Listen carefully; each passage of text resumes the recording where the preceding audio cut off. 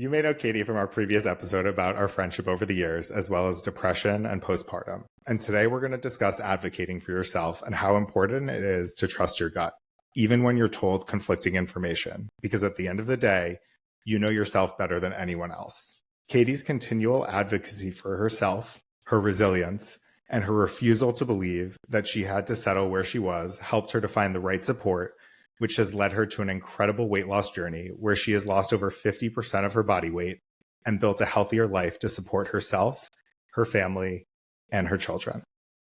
Katie, welcome back to TURTZED. Thanks. Happy to be here. As your friend, I'm so incredibly proud of the journey that you've gone on when you and your husband began family planning and thinking about starting to have children. You went to your doctor. Tell me a little bit more about that conversation.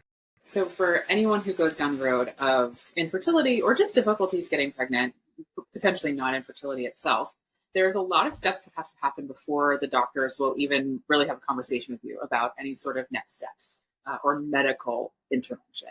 For us, they had said, okay, go 6 months, give it a good college effort, 6 months, and then we'll see where we're at and we can reevaluate. Fair enough. Okay, fine. Prior to that, throughout most of my, adulthood before getting married, my doctors had basically said to me, like, given your kind of history medically, that if you do decide to have children, it's going to be a harder road for you. So I always sort of had in the back of my mind that it was going to be a challenge. So when we got to that stage, we passed the 6-month mark of trying and failing, went to the doctor, went to my regular doctor. Basically, they set me up with a specialist who, as soon as I got there, said, yeah, we can't help you until you lose 60 pounds. You're too overweight for any of our options available for IUI, IVF, anything at all that required some sort of medical intervention wasn't going to be an option for me until I lost quite a bit of weight, which to some might be like, oh yeah, okay, lose the weight, just get a plan together, go ahead, you can do it. But that didn't work out that way for me. Is this something that you had personally struggled with during adolescence, young adulthood? Definitely. A little bit before puberty, but really 10, 11, somewhere around there, I started to gain weight.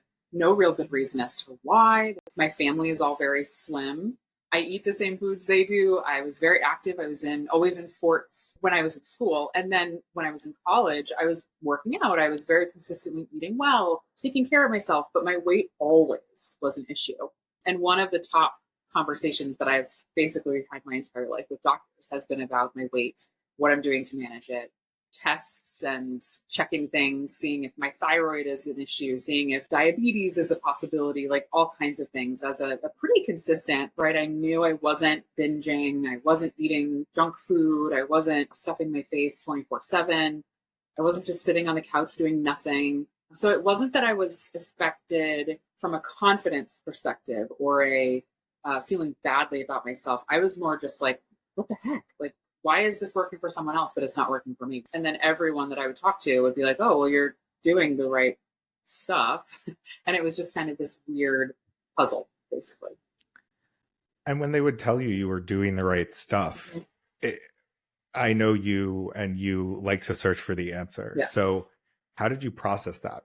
Infuriating, because it makes you feel like you're crazy. Because there's this thing, right? Especially in the medical community, I found there's a real sense of fat shaming that exists. And what's really fascinating is it's almost as though you go into these doctors, and I've seen dozens of doctors at this point, dozens of nutritionists. I've seen, you name it. When it comes to any sort of weight conversation, I've seen all of them. Every single one of them would say to me, okay, well, walk me through what you're doing. And I would. And it would be the same kind of like, well, you just need to focus on the weight.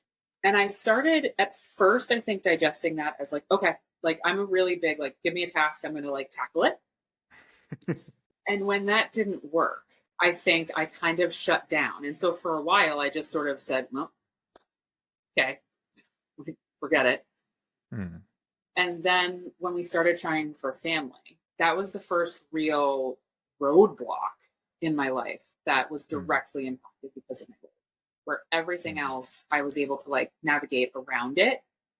I couldn't in that scenario. And being a mom was like the thing I've always wanted for myself. and just known that I had to be a mom, no matter what that looked like. And it didn't necessarily mean that I was going to carry the babies myself or that they would be mine. Maybe it would be adoption, but I knew I was going to start trying first, having my own. So when that roadblock came up, that was really the like, man, like, what do you do? Tried everything. Nothing's working. And I was just ballooning. I mean, I was just getting bigger and bigger and bigger.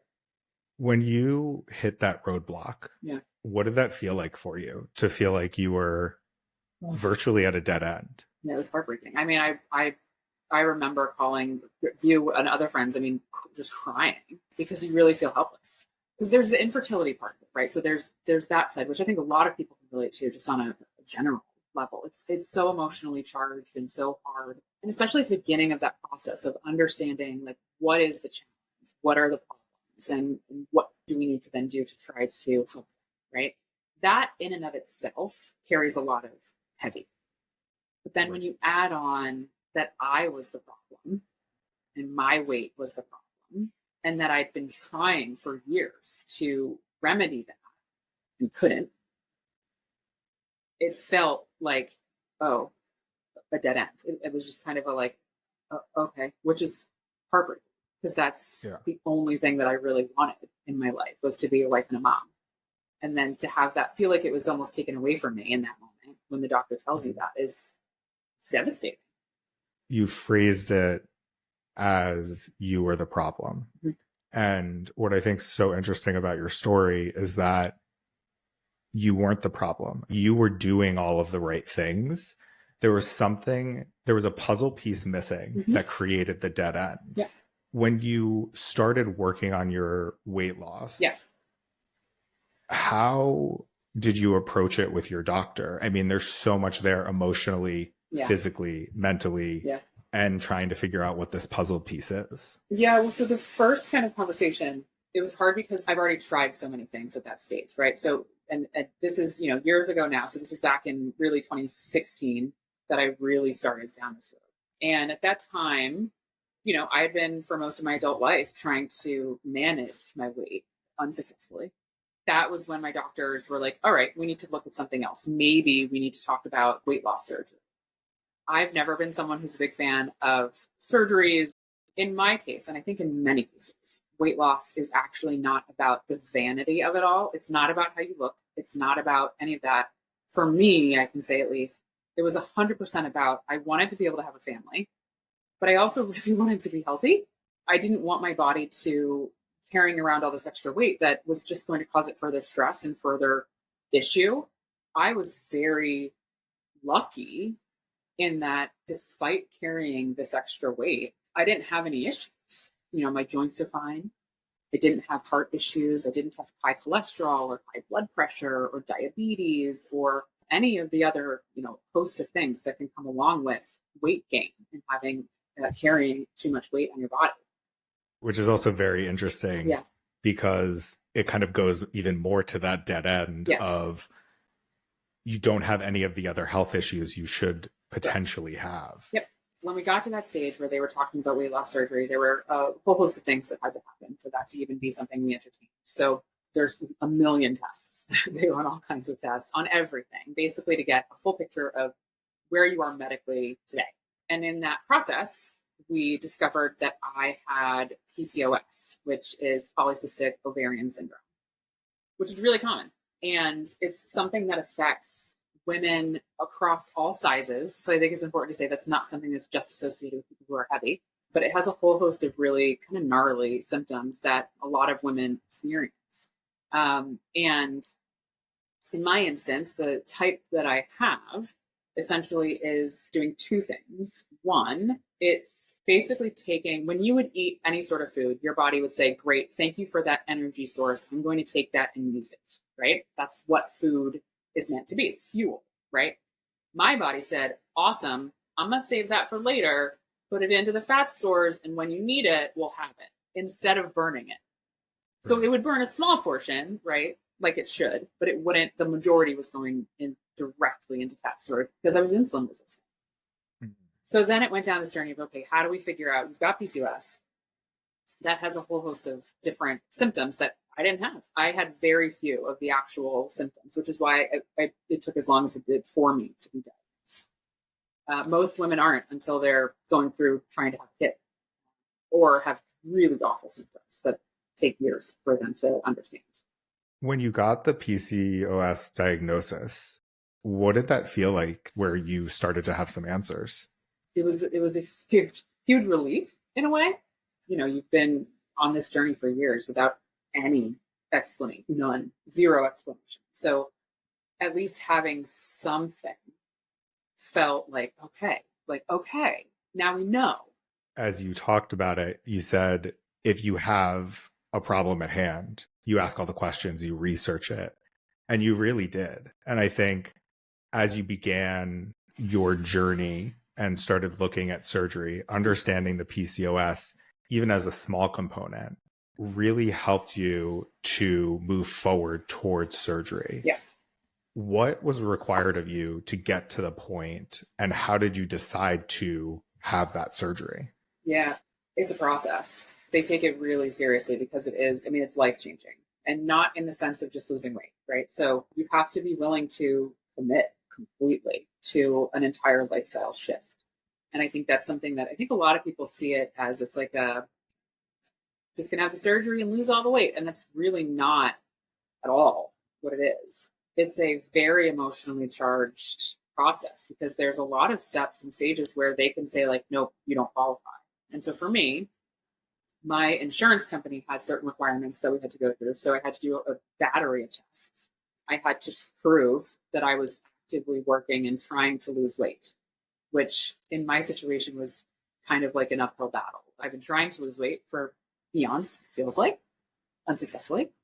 And now they're telling me in order to qualify for this, to lose more weight, I have to lose weight.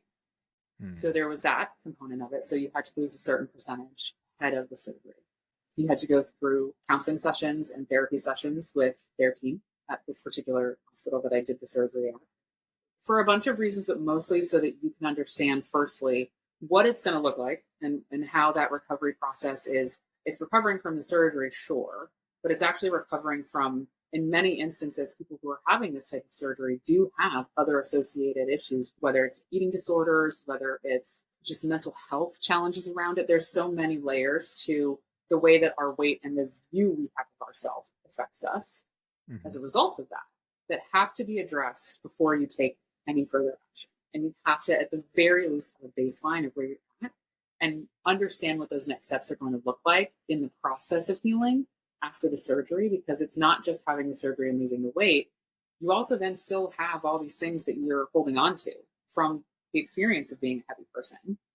And you have to learn how to deal with that and manage that differently, and how to take care of yourself differently, which a lot of people in the support groups that I went to and still attend, that's the biggest struggle, is figuring out how to see yourself after the surgery.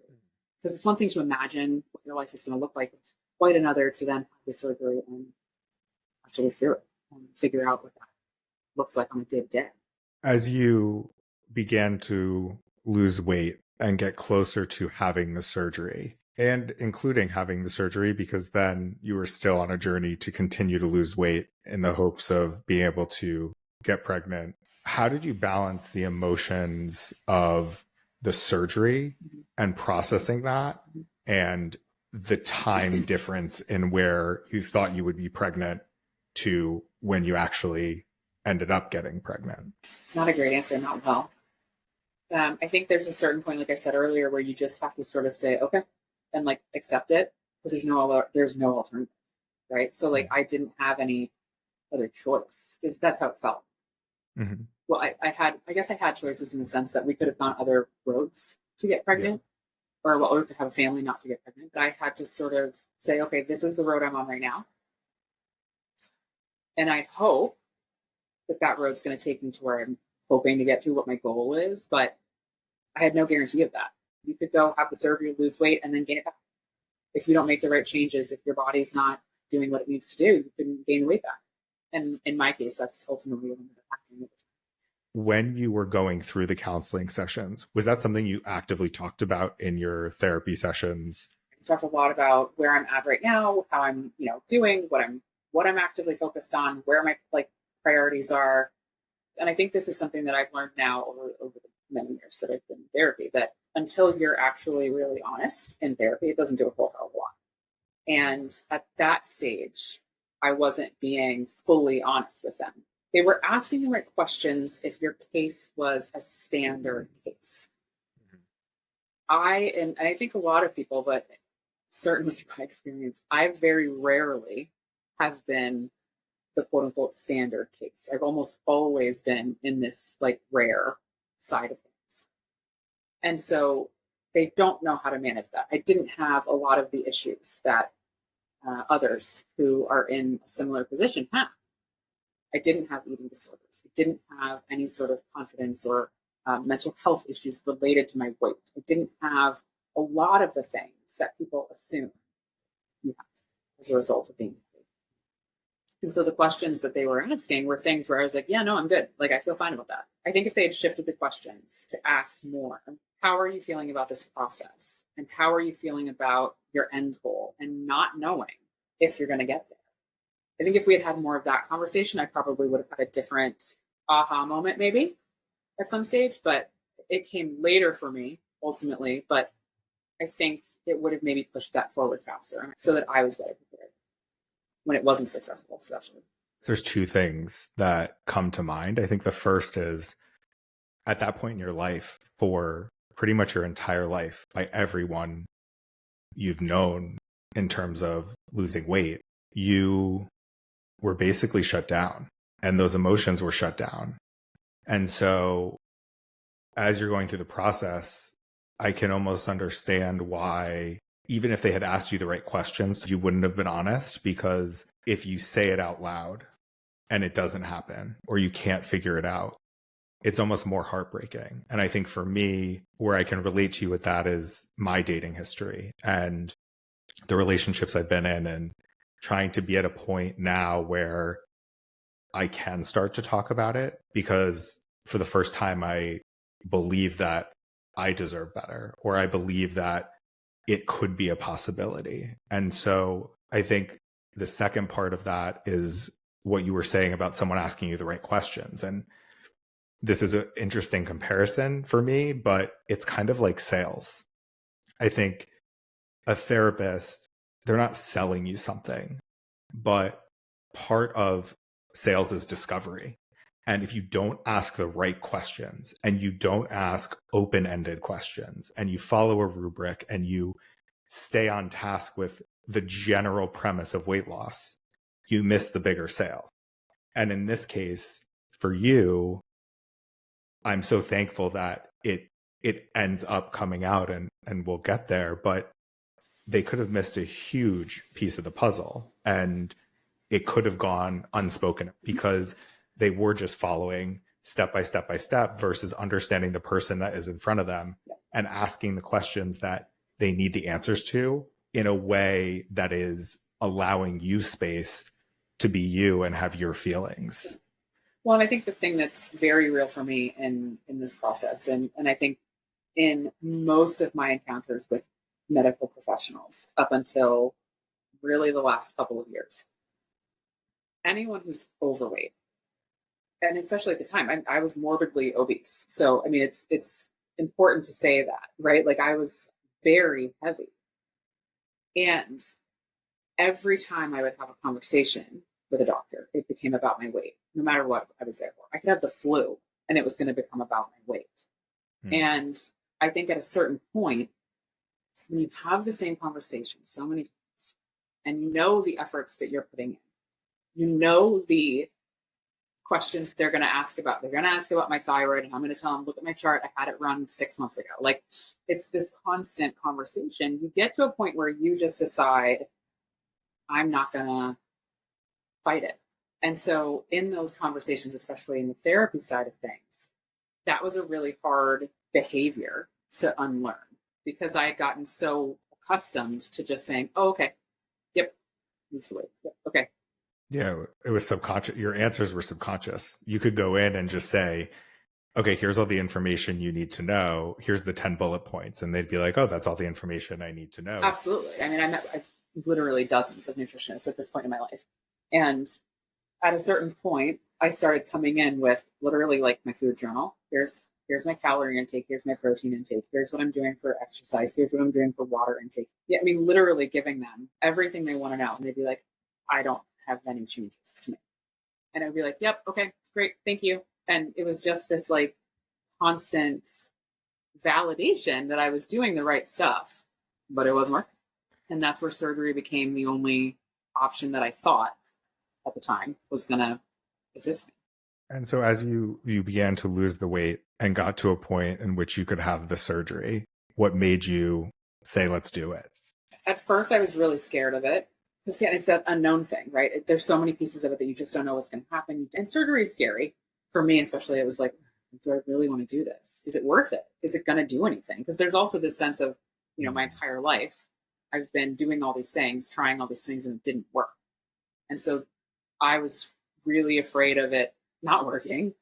And it felt very like, is it worth it? And I think at the end of the day, the real decision came from the support I got from my family and my husband especially, where he said to me, I remember very vividly one day, he said, you've done everything you can for yourself.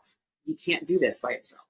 And I think that kind of validation that someone else at least is seeing it. And I know it's so interesting because I know so many of my friends and my family who were close to me knew how hard I was trying, but to have that out loud validation of you are doing everything. You can't do anything else. You need to try something else. Try it. Because if it doesn't work, it doesn't work. But at least you can say you tried it and you'll feel better knowing that you did. And that was ultimately what helped me make the decision. And you did the surgery and you began to lose weight. Yep. And a very exciting surprise is that you got pregnant twice. Yeah. In a very short period of time. Yep. Miracle babies. And you hadn't even lost the amount of weight that the doctors had wanted you to lose. Yeah, correct. When you started losing the weight and then found out you were pregnant, what did that feel like from where you started this journey? I mean, overjoyed in many senses, terrified in others. I was in disbelief, being perfectly honest. I was about to start infertility treatments and I had to do a pregnancy test before you can start treatments. I remember I was standing at work in the office and they called and it was my doctor, which I thought was weird because usually the nurses call me. She said, so we're not going to be doing your treatment. Well, what do you mean? Why? And she's like, well, you don't need it. And I was like, what? What do you mean? She's like, Katie, you're pregnant. And when I tell you I didn't believe her, nothing about it made sense to me because I'd been told my entire adult life it wasn't going to be possible. Literally not possible. And that doctor that's telling me I'm pregnant had told me there was a less than 1% chance that I would be able to get pregnant on my own. So it was utter disbelief, shock, joy, and in a weird way also fear of, oh, I'm going to gain weight again, which is a weird reality in that moment that was where my head went, but it is. Yeah. And when you had this surgery, you set a goal for the amount of weight you wanted to lose with your doctor, and you didn't hit that goal before you got pregnant. Yeah. How, as you went through your pregnancy, did that affect you emotionally with knowing that there was a goal to reach and then also having this fear of gaining weight after the surgery? I was acutely aware of how much I weighed. And I would actually say throughout my entire adult life, until I was pregnant, my weight never carried any sort of real value to me. It was a number I didn't like a lot of the time, but it was a number. But it didn't carry any sort of other emotion. When I was pregnant, there was a lot of anxiety around my weight because I had the surgery, because I was trying to lose this weight, because I was over 65 pounds short of the goal that we had set before I got pregnant. And so while I was pregnant, it then became two things. One, I had to be very aware of my weight gain and that I wasn't overeating or doing too much. I still was working out. I still was making sure I was doing all the things that I was doing ahead of getting pregnant, but that I had to shift a lot of the after surgery realities that I had developed because now I was pregnant earlier than I should have been in their mind. Mm-hmm. So they say typically they don't want you to get pregnant for 2 years after your surgery, and I got pregnant a year. Again, shock to all. It wasn't meant to happen that way. Yeah. Between the PCOS and weight loss, it defied all odds. Yep. I think that was one of those where my doctors didn't anticipate that. I didn't anticipate that. And so because it wasn't the timing we thought it was going to be, it was scary. But then I also had, because I was still heavier, I had more complications. I was a higher risk pregnancy. And then I had a risk of gestational diabetes with my first pregnancy. I was able to manage it without ever needing insulin. But with my second pregnancy, I had full-blown gestational diabetes and didn't need insulin still, but I was managing it through my food really, and monitoring I was checking my blood 6 times a day. When you had your second child and you were through sort of the beginning phases and the breastfeeding, where were you at on your weight journey in comparison when you started the journey to get pregnant? So when I started the journey to get pregnant, my heaviest in 2016, I was 376 pounds, which even saying the number out loud feels weird, right? Because it's like such a big number. But 376 pounds was the heaviest I was. And ahead of the surgery, I had lost a little bit of weight. Not a ton, but a little bit. After the surgery, kind of all in, I had lost about 93 pounds, which was amazing as far as the doctors were concerned. I was not in the 3s anymore, which was a big deal. My son turned 1. I had been done breastfeeding for about 3 months, and I had gained all this weight. So I went from, after he was born, I was at like 271. And then by March of 2023, I was 306 pounds. I was back in the 3s. And that felt like, how did I get here again? Because I'm not doing anything different. And that was when I just kind of said, enough. There has to be something going on. There has to be something else that I can do. It doesn't make sense to me. And that was when I went back to my doctor and had a very real conversation and said, I need answers as to how to fix this. And as you advocated for yourself in that conversation, what answers or what direction did your doctor point you in?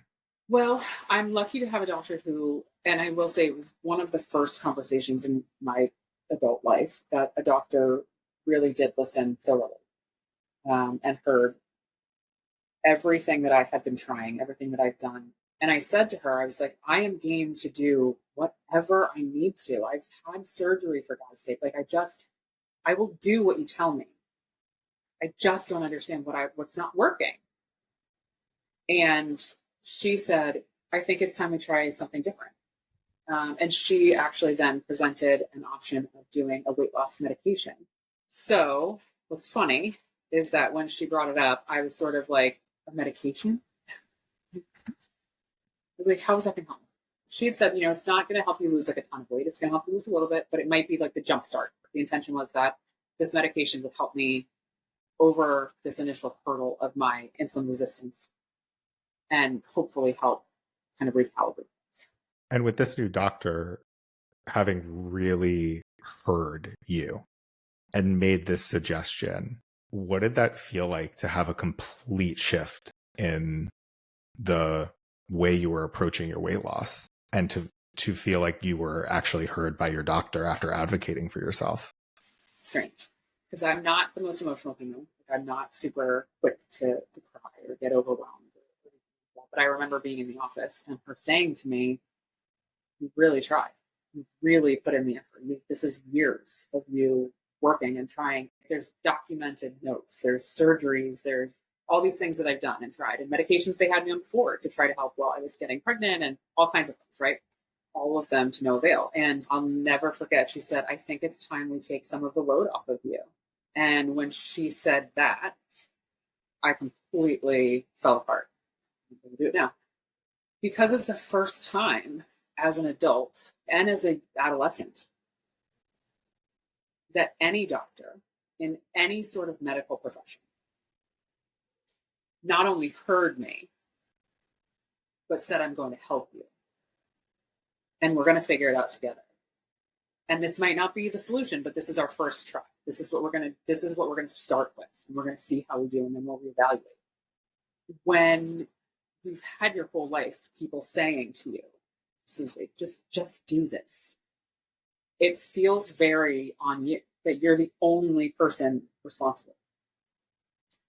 And I think in that moment, I realized I had a right to be pissed at all the doctors before who didn't listen and passed me off as just another fat girl who wasn't doing the things they thought I should be doing, who wasn't helping myself, who wasn't following their directions, who just wasn't getting it. And it was the first time that someone outside of people in my immediate life who'd seen what I was doing, right? It was the first time someone said, okay, I got you. And that was hard to accept. So I remember starting the medication and being like, I don't want to get my hopes up. And I don't even know that I told everybody in my world for a while because I didn't know if it was going to work because everything else had failed.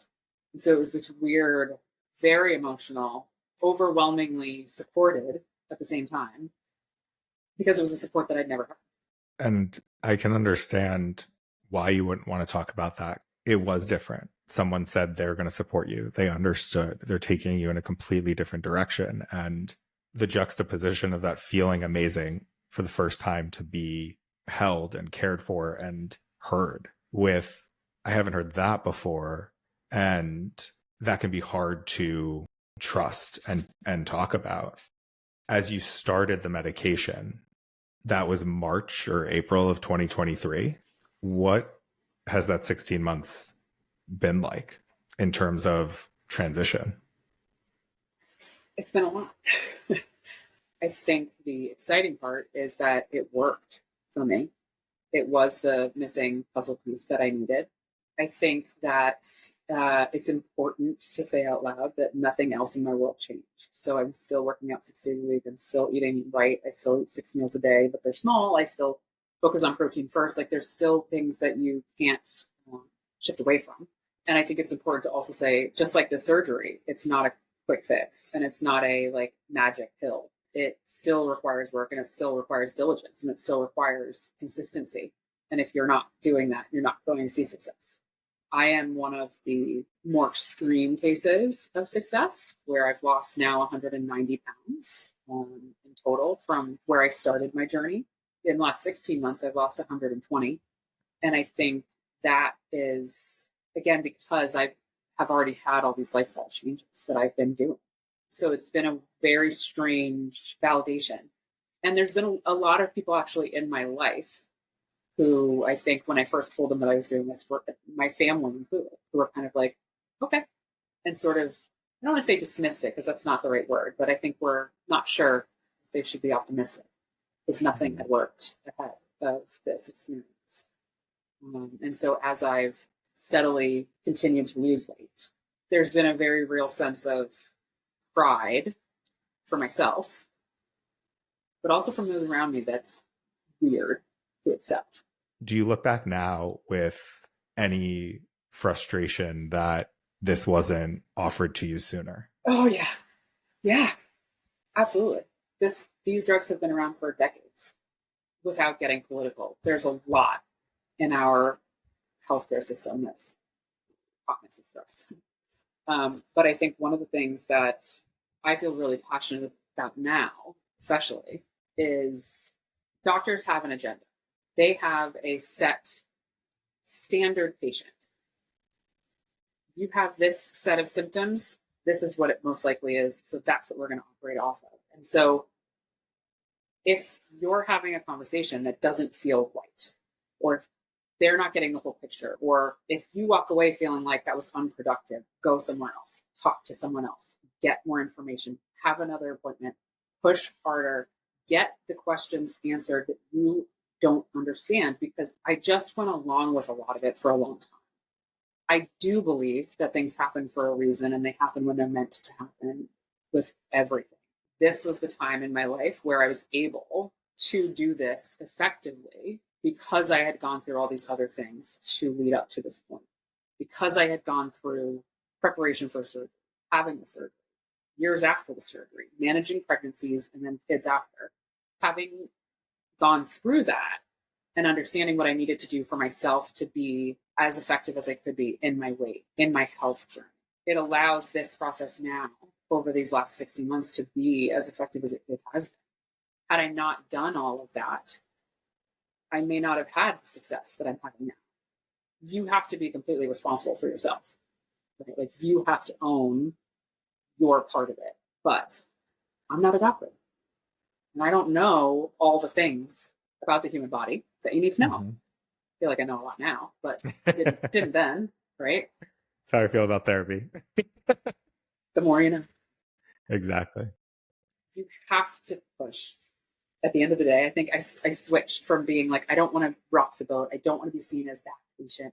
I don't care. I am absolutely happy to be that patient now. I want you to think that you're going to have a pain in the ass if you don't give me the answers that I need.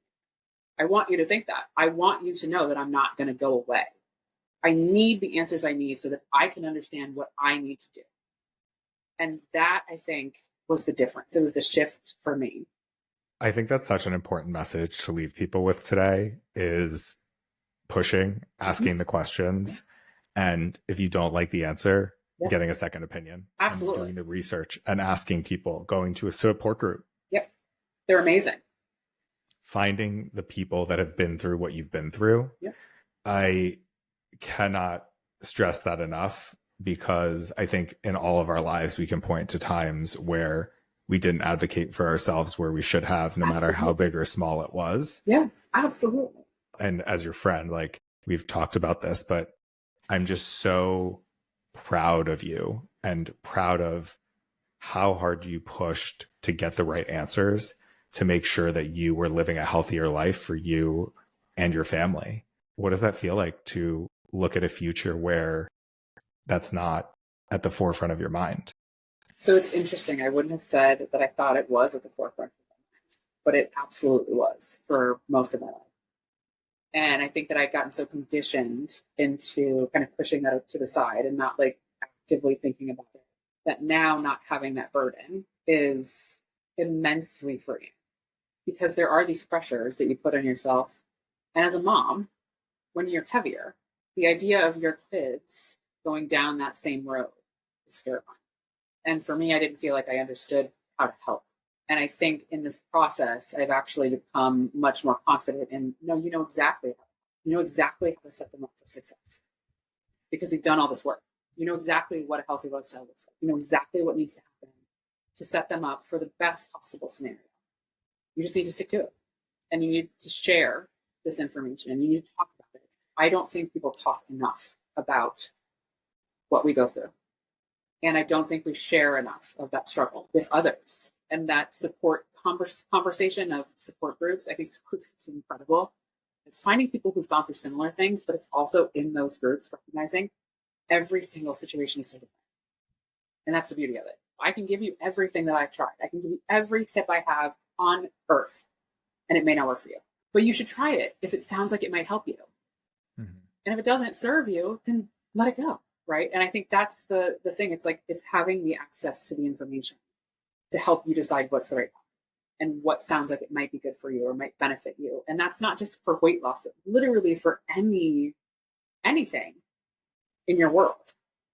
It's that component of like, just go out, talk to people, have the conversation, ask the questions, understand others' perspectives on what they've gone through so that you can better understand your own.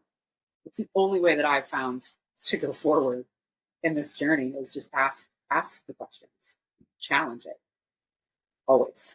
As we come to a close today, what is something that someone has told you that's impacted your life that you'll never forget? There's like a saying out there that's like, never let them see you sweat kind of a thing, right? Somewhere along the line, someone said to me, like, no, let them see you struggle. Let them see it. Let them see you struggle, because if they see you struggle and you never quit and you never give up, they see you succeed. And for whatever reason, that just stuck with me as like okay, yeah. Like, I am going to let them see me struggle. I am going to talk about it. And so what's interesting now in this process, especially this weight loss journey, right? I've been very open, because I think it's so important that people know it's not, I didn't just start taking a medication and I lost this weight. That's not what this is. I didn't just have surgery and I lost weight. It's not what it was. There's so much more important work that has to happen for those things to be successful. You have to talk about it. and be loud about it. Because A, proud, and B, others need to know that it's a hard journey. It's not just like, just do these things and you lose weight. Because sometimes that's how it feels in like mainstream media and stuff. There's especially this like sentiment of like, oh, you just do this work and it's fine. It's not often the case for people. It's often a really hard journey. So talk about it. It's never cookie cutter. No. And if it is, you're not doing it right. Exactly. Right. I really firmly believe now, especially from the journey that I've been on, that you have to be your own advocate. Katie, I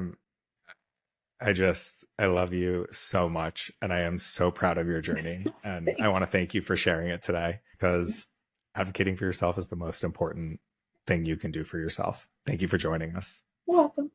Katie, there is no one I would rather start this segment with than you, which is I'm going to let a guest, and every guest that comes on my podcast going forward, ask me any question that they'd like. So be that first guest and let's do it. Oh, I love this so much. There's so many questions I could ask. But the question that I want to know is, when you think about your journey that you've gone on, right? You've had incredible success in your career. You've gone on this really amazing journey of kind of stepping away from the career path you knew, and branching out into something completely different. How the hell did you make that first step and decision to say, this is what I'm going to do? I would be terrified. Don't know if it was a moment that I decided to switch. I think from a very young age, I knew what I wanted to do. I didn't let myself believe it because I didn't think it could be a reality. I didn't let myself entertain it because of things that people said to me throughout my life. Yeah. I think it was a huge part of my therapy journey and finding my own authenticity, not just in coming out, but just being myself authentically. And I think that the moment that it switched, it was one of the scariest things, but nothing ever had felt more right than when I said, I'm doing this. And I don't actually think of it as a moment of taking a leap of faith. I actually look at it as a moment where I said, I refuse to be anything but myself, and I refuse not to do the thing that I've dreamed of since I was a little kid. Ooh, goosebumps. Your goosebumps align with my tears. There are so many days that I wake up and think, like, what the fuck am I doing? And why am I doing this? And every time I say that, I'm like, I'm going to keep going. But like, what the fuck am I doing?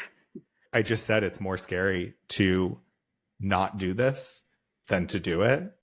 And I guess if you were to pinpoint a moment, it was that. I love that. You can do anything, and you can teach yourself anything, and you can ask the right questions, but you have to do it because it's what you want to do, not because anyone else is telling you to do it or not to do it. Sometimes the things that you may be incredibly gifted at aren't the things that give you any joy. Yeah. I think for me, the things that I was gifted at a lot of the time were because of my trauma, and was actually a heightened trauma response that I figured out how to turn into something beneficial for me. Right. Because I didn't have any other option, because that's the world I was living in. I also wouldn't go back and change anything, because so many of the skills that I learned over the years with everything I've done, both personally, professionally, in therapy, contributes to what I'm doing now. I love that. And I think that that makes so much sense. You carry everything with you in your life. If you get to a place where you're kind of clear enough to see it, you have choices of how you choose to carry it going forward. Instead of it feeling like it's a burden, it can become something that gives you momentum. And I think that's a really interesting way of shifting that dynamic from carrying trauma and carrying the burdens of that into finding a way to fuel your passions and giving yourself that permission to be free. You are setting the bar very high for future guest questions.